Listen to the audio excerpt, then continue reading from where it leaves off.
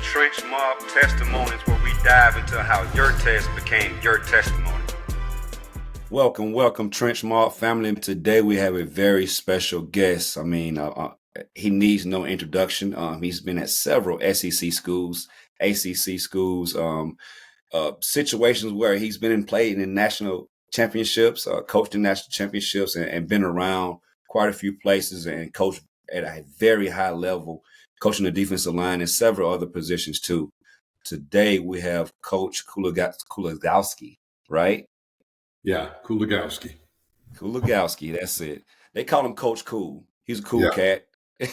But Coach, I thank you for coming on today. And just spending some time with us today, man, on TrenchMob Testimonies. This is a safe place for D-line coaches, D-line, athletes themselves to get on here and just talk about, what they went through in their lives, in their careers. And if it's ongoing, it's ongoing. We talk about the current, the past, and and everything in between. So we appreciate you coming on and spending your time with us. Well, I'm happy to be on. We're glad we made this work out. No doubt, man. No doubt. It's been a long time coming for us making it work, but we got it done. So want to kind of step back and just look at your career a little bit. 92 to 93, Toledo, tight ends and recruiting coordinator. And you stay there and you become the D-line coach from 96 to 2000. And you leave there and go to Missouri. And you stay at Missouri for quite some time, 14 seasons. And you do a heck of a job, 15 seasons. You do a heck of a job at Missouri. And you leave Missouri and go to Miami, a big-time Miami Hurricane. You leave Miami, go to Alabama, and just, do great things there as they always do with Nick Saban there. You leave Alabama, you go back to Toledo as the assistant head coach and co-defensive coordinator, outside linebackers coach. And you keep that title and also the co-defensive coordinator as well at Toledo. Coach, just kind of expound on your career, man. It's been a great one. You've done a lot of great things. Just kind of talk about your career from A to Z. Well, it's so interesting because nobody has the same career path. There's not one, where you sit there and you can say, well, if I do it this way, it's going to work out, and my dreams are going to come true and whatever. But I played football at Toledo. My senior year, we were co-champs. I was an offensive tackle. Our head coach was a new head coach named Nick Saban. And he left that next year and he went to the Cleveland Browns. And so I started as a graduate assistant in 1991. I played offensive tackle. I'm in the Toledo Hall of Fame here, University of Toledo Hall of Fame, as a tackle. And I coached the tight ends and offensive line. I coached them up to 1995. We had an undefeated season. It was fantastic. And then our defensive line coach, Dave Steckel, left. And the guy that recruited me out of high school and one of my teammates, Matt Eberflus, who's the head coach of the Chicago Bears now, he was over there. Phil Parker, that's at Iowa for all these years, is the great defense coordinator at Iowa. He was over there. And these were all guys that I knew. And I felt like I wasn't really making a move coaching tight ends. So I asked, can I coach a defensive line? And they said, yeah. So I studied, like everybody does. And after a year, our D coordinator, who's a guy, Tom Amstutz, became head coach here. Is great coach all the way around. He said, there's this guy at the Detroit Lions named John Tierlink, who in the NFL, the best defensive line coach in the NFL wins the John Tierlink Award yearly now. And he what he was saying, I was agreeing with 100% because what I had experienced as an offensive lineman, I knew this type of coaching was hard. So kind of started picking it up from there. Being a good coach, no matter what position you're at, is if you're a good coach, you can coach well at any position. You may not know all the specifics and all that stuff, but you can coach at any position. It just takes really somebody that believes in you to give you that opportunity, which Coach Panko could have easily said no way, but he decided to give me the opportunity to coach defensive line. So we ended with a real successful, next 5 years there. Coach Panko became the head coach at University of Missouri, asked me to go with him. Took over a program that had 2 winning seasons in 20 years. A lot of negative, stuff that goes along with that. And we were able to build a perennial winner there. I was named the defensive line coach of the year, 2014. We won the SEC East 13 and 14, won our bowl games both those years. So for 15 years, I'm sitting here saying, why can't I get another job? I had other job offers, but it just didn't seem like it was. I was, I had a desire to be a coordinator and to move up and stuff like that. So when Coach Panko retired, Coach Rick called me up, and Coach Panko called him for me, and Coach Rick called me up and asked me, and we actually talked. It's kind of interesting because I had never met him before, and I didn't know anything about him, but I'd coached against him for a couple years in the SEC, and maybe 3 or 4 years, and he had respect for my coaching ability from that, and actually talked to him on the phone for a couple hours, and we talked about everything in life more than football. And then he got to a situation where he wanted to offer me the job, and he offered me the job, and I got to work there with Manny Diaz and a lot of great coaches that were on that staff. And I had several job offers that I had turned down, and this thing came open in Alabama, and everybody was real excited about it. So we went to Alabama, University of Alabama, and was there for 1 year. And we won the SEC. We had an unbelievably successful year. We beat everybody by 3 touchdowns or more until we got the national championship game. And then Clemson had this really good quarterback, and they ended up putting it on us pretty good. And then so when that was over with, the D coordinator job opened up here at Toledo, and I had interest in being the coordinator and interest in becoming possibly the head coach here and making connections and all that kind of stuff. So Coach Candle asked me to come back as a co-defense coordinator and assistant head coach. And we took a team that was 6-6 before we got here, and the defense is one of the worst in the country, and 3 really right away, but moved it up to one of the best defenses in the country, pretty much in any way you want to, total yards, points, whatever, sacks, anything. We led the conference in most of the stuff, and really went from being terrible and the cause of losing games to being the cause of winning games. So we were MAC champions this last year, and it was a good little finale for me as I'm calling it semi-retirement mode, where I'm enjoying myself. So that's a blessing, Coach. You played there. You're a Hall of Famer there as offensive lineman, and you've coached several different positions there on offense and defense. And throughout your career, you get to the pinnacle. You get to the national championship. You kind of touched on it a tad bit with that quarterback from Clemson. I think a lot of people know who that is, but can you kind of expound on that experience of playing in a national championship? It is so underwhelming. Being in Alabama, it's an every year thing. So there's no big hype. It's just like the next game. When you go to a bowl game, I've been to the Cotton Bowl several times and Orange Bowl, and they do a great job of making sure it's a special week for you and the players and your wives and your families. And the national championship game has got nothing about that. And then we played at San Francisco, in San Jose, at the 49ers stadium. And that is a weird stadium. It's almost all press box. So it's not really loud or anything like that in there. So that part of it, then we're out here, okay, like we're going to win this thing. And then we couldn't stop them on third down to save our life. And they end up winning the game. But, obviously great year, great. I learned so much there. There's so many people that from there have gone on to become head coaches or coordinators or a number of different things at different schools.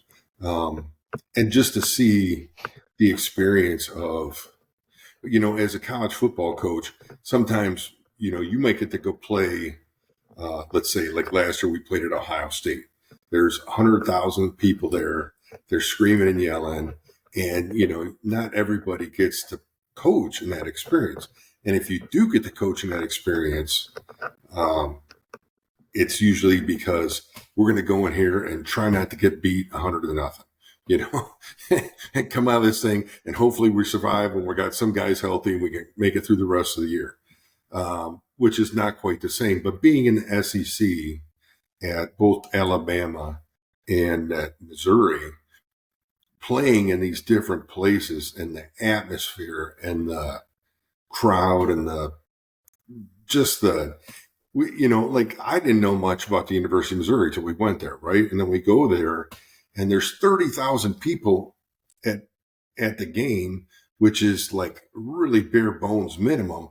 But they were just there to drink and have a good time at the tailgate and dress up really nice and do that kind of socialization. And then once we started winning, then we got up to 70,000. But there's 30,000 people are just going to show up no matter what to have a good time, whether the football game's going on or not. And then you go to a place like Alabama and, the crowds are spectacular. And being at Miami and playing Notre Dame at Hard Rock Stadium, playing at schools like LSU and A&M, and just the excitement level that goes along with those games. You can feel it when you walk in there. And then the crazy stuff that goes on too, outside of the, like as you're driving up to the stadium and all that kind of stuff. So it's really cool. It sounded like it was a great experience. Just speaking on staying with Alabama there. Just speaking on, you said the national championship wasn't that, big of a deal because they go every other year. They win every other Right. year. They're a top tier program. As always, Nick Saban has built a monster over there, and they've been rolling every year. So just kind of talk about what was the most memorable game that you've been in, that you coached in. Maybe it was a player that you had to prepare for that was like, man, this dude here is a monster. Like it's even at Alabama. I'm worried about this guy. Is it a team, a coach, or a player that you kind of remember? Like, okay, well, this was the guy. There's a lot of great ones. When I was at Alabama, we played at LSU, and they had this quarterback named Joe Burrows who ended up being pretty good. And everybody talked about how loud it was there and vicious and all this kind of stuff. And we beat them. We shut them out 24-0. Quinnen Williams, the guy that one of the players that I coached, he ended up being a National Defensive Player of the Week, played great. You get home, your text messages are blowing up and all that kind of stuff. That was a huge, huge win. That Alabama LSU game is a huge game every year.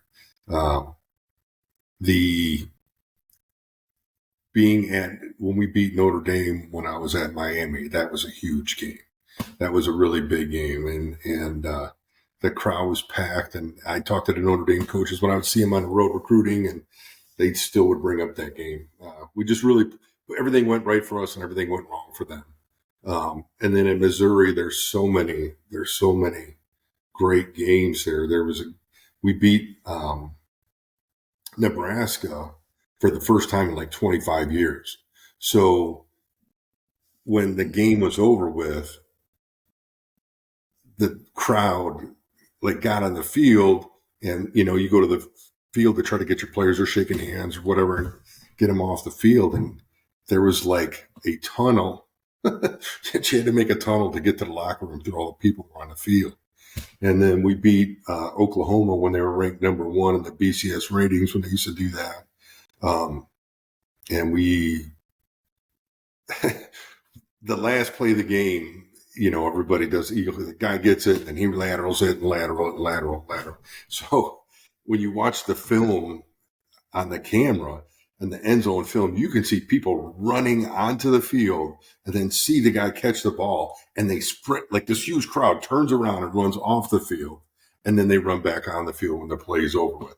And that one was, we couldn't even get off the field. There were so many people on that, and I know they really don't want people doing that anymore, storming the field, but they used to pull down the goalposts and saw them up and all this kind of stuff. So, but there's so many great games in there, but it's like somebody asked me, like, who's your favorite player? Like, I don't know. I mean, I had a lot of favorite players,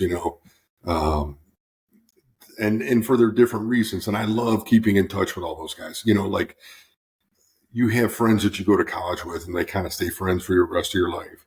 These guys that I coach, it's the same. I'm going to go back to Missouri this year and have a little reunion with those guys because I'm not coaching this season. And to be able to, like, I'd like to get some of the fan experience that you don't get a chance to get as a coach, sit in the stands and tell everybody when you used to coach, you guys are a lot tougher and that kind of stuff, have a little fun. No doubt, no doubt. You spoke on LSU Alabama game. I was actually there. I was actually part of the staff at LSU in 2018. I was the assistant director of player personnel at LSU. I had a major role in recruiting Joe Burrow. And all those guys that came in that class, it was a top 5 class that, we got to bounce back that year from, we were 15th when I got there. We were top 5 when I left. So I was actually at that game. That atmosphere was crazy. Before the game, I couldn't think straight. And then you guys whooped up on us pretty good. There was some guy, he was on, I don't know, he was standing, like we're pulling in for the buses, and this guy must have weighed 500 pounds. And he charged Coach Saban's bus and tried to break down the door, and then the cops jumped all over him. And I was like, that's unusual. I mean, some crazy stuff that I've seen going into games.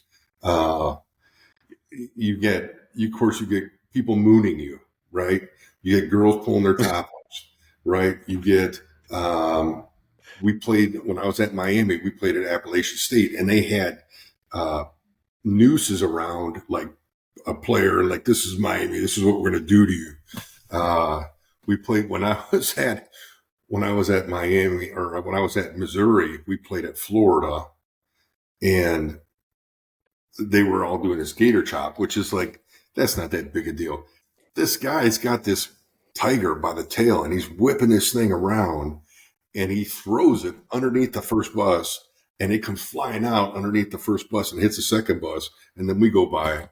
And our kids were like, but like that kind of stuff goes on. You're like, this is crazy. But then we ended up winning that game. I think our offense had 150 yards, and we won by like 3 or 4 touchdowns. We had 2 kicking touchdowns and like 3 or 4 defensive touchdowns that day. And it just, again, our guys were, mad. Florida thought they're going to walk all over us, and, we just took it to them. So. That's the crazy thing about it. I will have several stories myself about things like that happened before and after the game, and the casual fan don't understand that the stuff that you go through before and after the game, even win, lose, or draw, is always something that could be a little bit crazy. That it's good for entertainment when you're talking to your buddies after you're done coaching, or maybe the end of the year at the convention, right, or whatever the case may be. But just kind of thinking back on all the guys that you've coached, you've had Alden Smith, you've had Quinnen Williams. I mean, we can go. The list goes on and on with all the first rounders, the $95 million people that you coached before. And like I said, in 2018, I was there to watch Quinnen kind of step out into the light. I mean, before that, he was a good, solid player. That was the year before, I think, coming off the bench. And, Yeah. and it was his time to shine. And he did that, man. And you played a major role in that by being his position coach, So do you have, or can you tell a story on maybe him or some other guys that you have coached to that high level that are in the NFL now that you look back now like, man, I actually coached him and these are the things that we did, and I'm seeing him doing that to this day now. Do you kind of reminisce on that type stuff? Yeah, I love being able to like text one of the players after they make a game or have a good game in the NFL or something like that, and they were like, "Hey, coach, I cheated him, like you said, or did you see me do the Stam Club rip, or did you, they hold that stuff." Some of the guys this summer, I went up. Charles Harris plays for the Detroit Lions. He was a first round pick out of Missouri that I coached, and so I got a couple training sessions in with him. It's like, I got to get back to basics. I got to get back to the stuff that works. And Quinnen Williams was eager to improve and was very he did like research on me. Like he knew about me before I got there. Most guys are like, whatever, I don't know who you are. You're just some guy. And, it takes a while to develop a relationship and rapport and all that stuff. You walk in the room, they're like, okay, he's a coach, but they don't necessarily know much about you. And he was like, that's a drill. I saw you do that drill on the internet. And I saw you do, and then he would get sacks and scrimmage. He's like, that's that drill, coach. That's that drill you coach us to do. So he was very eager to learn. He was a guy who was really like a second or third string guy. Coach Saban said, do not put him at nose. He can't play nose. And he ended up being the best defensive lineman in the country at a nose guard. So, even the great ones can be wrong occasionally. So, Hey, it happened the right way for him and for you and for Nick. It happened for everybody. He has blossomed into a very, very lucrative defensive lineman, and he does a lot of stuff, and he disrupts a lot of plays, even when sometimes he's not making the play. He's making the play without making the play. right.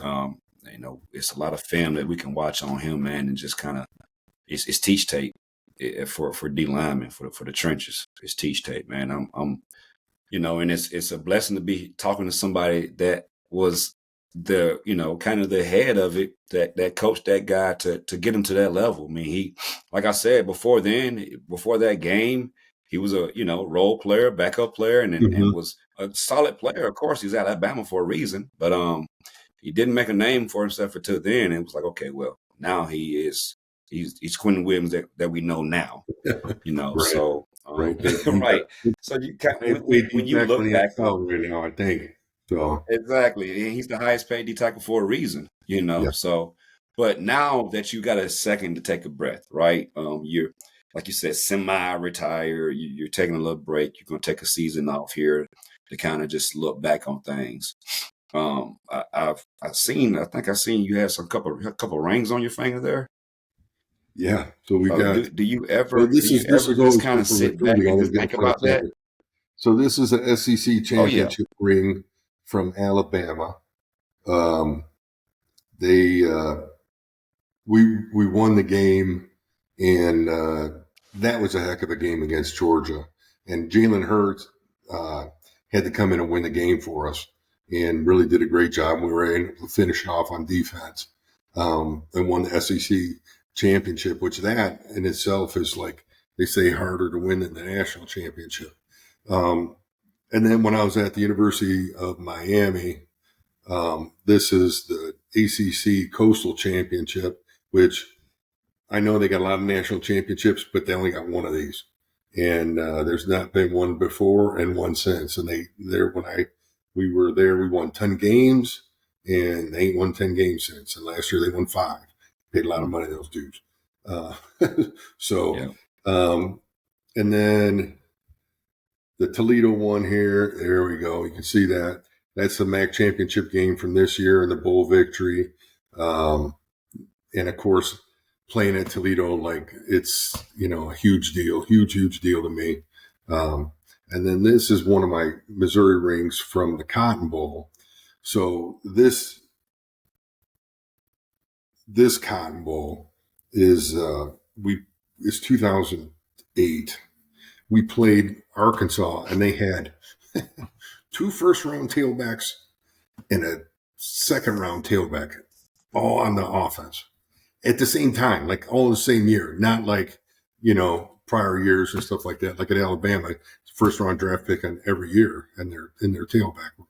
But they had all 3 at once, and this is the first Wildcat offense, and they were really tearing up people in the SEC with it, and we ended up winning the game pretty well. So Cotton Bowl, great game. Early in the morning. It isn't necessarily like that now, I guess, but it's like first thing you wake up, play, go, and great experience.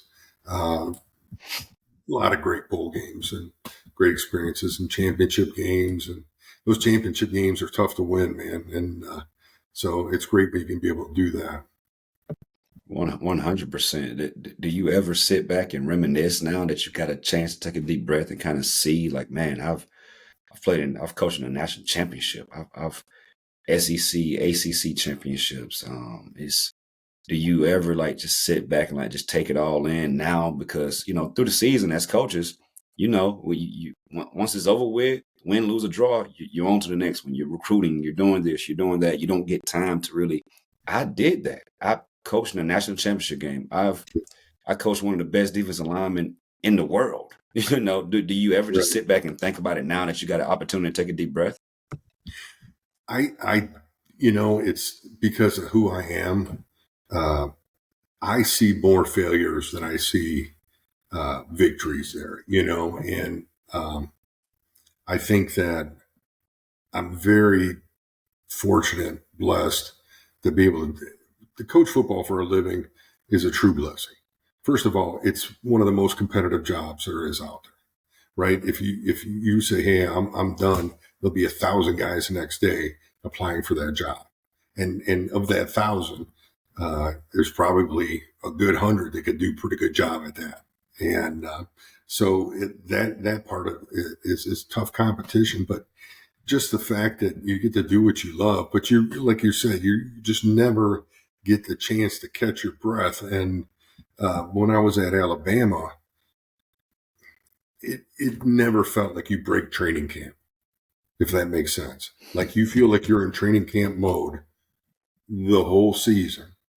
And so it just, okay, now we won that. Now we went to the Orange Bowl. We crushed Oklahoma. Okay, now we're going to the next one. So I think our kids were, just be honest with you, they were super fatigued when we got to that game because we certainly didn't have the normal pizzazz and pop that we had.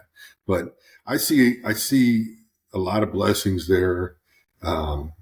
There's a lot of, I came back to Toledo and people were like, how did you learn to coach defensive line when you played offensive line? Like that was the number one question I got. And I'm like, you guys didn't see any of my coaching career. Like it's not that important to the average Joe. So when I was at Alabama, I was standing on the sidelines watching a high school game. And, if you walk in with that A on their chest now, you're somebody. I don't care who you are, you're somebody. And so I'm standing on the sidelines and I'm talking to this policeman and this paramedic. And they're telling me about how wonderful it is. And I'm an Alabama coach. And I said, look, your job is much more important than my job. I'm not saving anybody's lives. My job pays better, fortunately, but, let's keep this all in perspective. So it's just great that I was able to do it for as long as I was able to do it. If I get back into it, if I see something that is a great opportunity, and I want to jump into it, I may do it, but it's been a blessed career. So I'm very happy.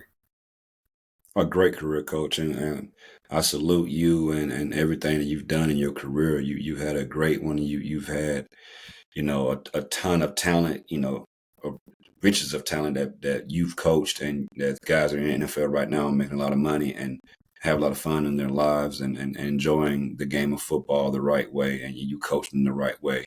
I was a true fan of yours when you was at Missouri. Just watching that D-line play, the intensity that they played with, the grit that they played with. Man, it it wasn't the biggest, the fastest, the strongest, but they just played for you. You can tell they were playing for a different reason. You know, it wasn't just, just to play in the SEC. It was actually, it meant something to them. You could tell by the way they played, the passion. Yeah. I want to kind of dig into the, I guess is the segment of the podcast when I kind of want to ask you why we named this podcast TrenchMob Testimonies is kind of to get you to open up about, what was your greatest test in your life, your career, whatever it may be, that has allowed you to, tell us your testimony now. What, task or what, big downfall that you went through to help build you where you are now as a man. Football is a tough game, and it's for tough people. Growing up, my dad was a tough guy to be around. He was never abusive or anything like that, but he was just a tough guy to be around. And when I got to college, I can tell you, like in high school, I had one scholarship offer to play football in Division I. That was at Toledo. That came on Monday before Wednesday of signing day. They didn't want to sign me. They already had 5 offensive linemen. They didn't want to sign a 6th. So I came in there. I didn't feel extremely confident, if you know what I mean. Like we didn't have recruiting stars and all that stuff back then, but I didn't have I didn't have any Big Ten schools that were interested in me and all that stuff. So, and then when I got to Toledo, my position coach, he was one of those really make or break you guys. It was every single day. It was tough. And, what the athletes go through nowadays, they can't even appreciate the type of, activity and toughness and all these kind of things that you used to have to do. And being able to make through that is that, tough times don't last, but tough people do.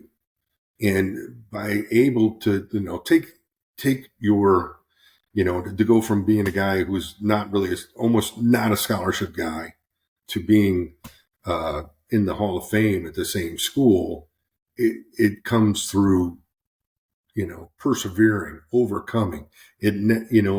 For everybody, it just looks like it's never going to happen. Then the next thing is going to happen, and so you really have to be tough. That's helped me everywhere I've been. You can take a good butt ripping and you can give a good butt ripping, but you got to be coachable and the players got to be coachable. And then really the biggest thing I think is like every day.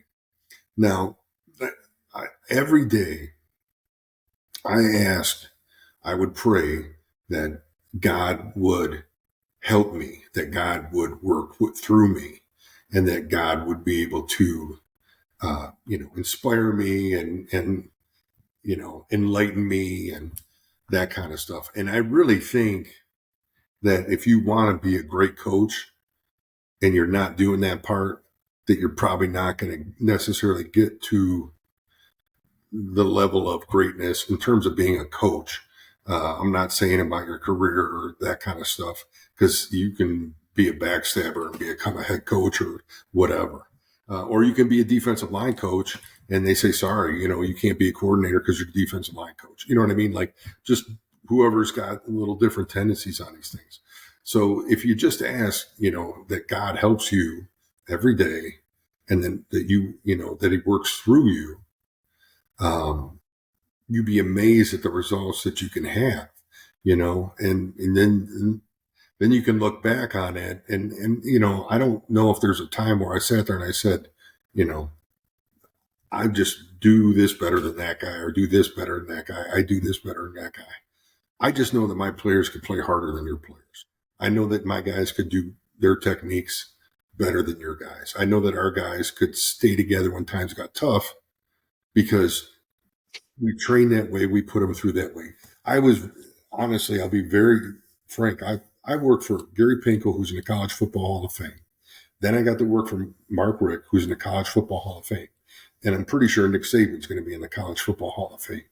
And the chance to see organizationally how you develop players and people and how you do things to make your team a success. And not everybody's doing those things. And just the little difference with like who you recruit. Coach Pinkel was great about these guys are a good fit in our system. So maybe if you have you had to decide between a guy that was like, he was big, but he was kind of slow. And this guy was tall, but a little skinnier, but he was faster. Well, Coach Pinkel would rather go with that guy. You can always gain weight, and that really worked well for the system that we ran on defense. And of course, you could fly around when you can run and all of that stuff. So I think when you get to somewhere where you see it, like going through all this stuff's not very fun, but when you get there and you see, well, this is why we're successful. That's why they are always successful. Like Coach Saban has, I don't know how many different coaches every year, and he continues to have success. So I know in the University of Alabama is like a huge part of that, obviously, but he's doing something right. Different people in college football are doing things right to help them win. And so it's great to be able to see up close what some of that stuff is. Well, that's, when you talk about your test and, the upcoming of yourself with your father, the toughness that he, instilled and installed in you, you give that and your players convey that every time that they touch the field. And I think your test is a part of your testimony, and it's an ongoing testimony because your players exude that every time they touch the field. And that's a blessing, I feel like, sometimes people go through their test in life and they don't understand that it's the reason you're going through that test. Like you said, you pray to God and God is going to give you exactly what he needs to give you. The situation has already been written. You just got to live it, and you live it in the right way, brother. I appreciate you for coming on with us tonight, talking ball with us, talking about some reminiscing a little bit about your career, going through your career from step. And also just talking about those experiences at the SEC schools, ACC schools, the big time schools. But most of all, I appreciate you coming on and talking about your test, which allow you to come over here and tell your testimony, man. You're doing a great job. You've had a great career. If you go and coach nowhere else, just know that it's well done. It's job well done. And I salute you, and I appreciate you coming on with us, brother. Thanks, Jeremy. I appreciate it. And good luck to you guys this year. No doubt, man. And that is TrenchMob Testimonies, and we are out.